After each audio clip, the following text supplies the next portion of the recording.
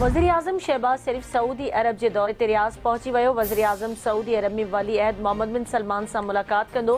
वज़ीर आज़म 21 सेप्टेम्बर ते बरतानिया खां अमरीका वेंदो। वज़ीर आज़म जे अमरीका वारे दौरे में 25 सेप्टेम्बर ते अमरीकी सदर ट्रंप सां बि मुलाक़ात जो इम्कान। वज़ीर आज़म जी गॾियल क़ौमुनि जे दौरे दौरान बि ट्रंप सां मुलाक़ात थी सघे थी। बिलावल भुट्टो ज़रदारी वफ़ाक़ खां ज़रिए इमरजेंसी लॻाइण जी अपील कई हुई। बिलावल आबादगारनि जे थियल नुक़सान जे अज़ाले जी ॻाल्हि कई। बोर्ड मुतासिर आबादगारनि जी मदद लाइ प्लान तयारु करे वरितो आहे। आबादगारनि लाइ ईंदड़ हफ़्ते पैकेज जो ऐलान कंदासीं। सिंध सरकार बोर्ड खे नज़र में रखंदे मुकमल तयारी कई आहे। पंजाब जे दरियानि में बोर्ड आई त सिंध हुकूमत तयारी शुरू कई हुई। अॼु सखर बैराज वटि पाणी घटिजणु शुरू थियो आहे। गुड्डू खां सखर ताईं सिंधु दरिया जा बंद मज़बूत आहिनि। हफ़्ते खां 10 ॾींहनि में कोटड़ी बैराज ते पाणी जो दबाव वधंदो। माण्हुनि जे मुतासिर इलाइक़नि मां लॾ पलाण जारी आहे। किन महफ़ूज़ हंधनि ॾांहुं मुंतक़िल कयो पियो वञे। बोर्ड मुतासिरनि जो तहफ़ुज़ सिंध सरकार जी ज़िम्मेवारी आहे। वरी वज़ीर सईद मुराद अली शाह जूं कराची में मीडिया सां ॻाल्हियूं चयाईं। पीपी चेयरमैन चयो आहे त बोर्ड मुतासिरनि जी मदद कई वञे। वज़ीर शहज़िल इनाम ऐं सूबाई वज़ीर नासिर हुसैन शाह जी योटोंग बस कंपनी जे इख्तियारनि सां मुलाक़ात। सीनियर वज़ीर शहज़िल इनाम मणे नासिर शाह जो योटोंग बस कंपनी खे सीड़पकारी जी दावत। मुलाक़ात दौरान सिंध में ट्रांसपोर्ट ऐं तवानाई जे शोबनि में सीड़पकारी ते ॻाल्हि ॿोल।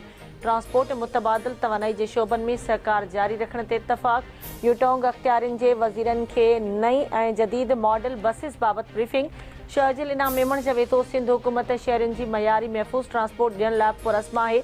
धाबे जी स्पेशल इकनॉमिक ज़ोन परॾेही सीड़पकारनि लाइ वॾो मौक़ो आहे। सीड़पकारनि खे 10 सालनि जी टैक्स छूट ॾिनी वेंदी। सनती ज़ोन में परॾेही सीड़पकारनि खे समूरियूं सहूलियतूं फ़राहम कयूं वेंदियूं।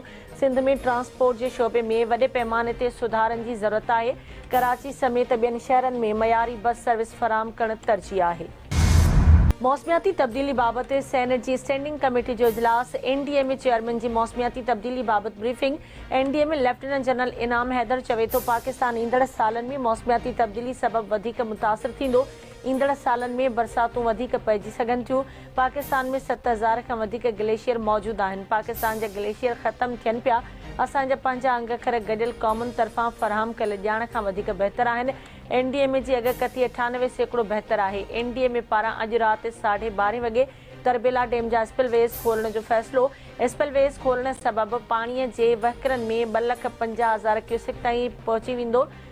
एनडीएमए समूरनि लाॻापियल इदारनि खे आगाह करे छॾियो। इलाइक़े वासी मक़ामी इंतिज़ामिया सां सहकार कनि। एनडीएमए जी हिदायत।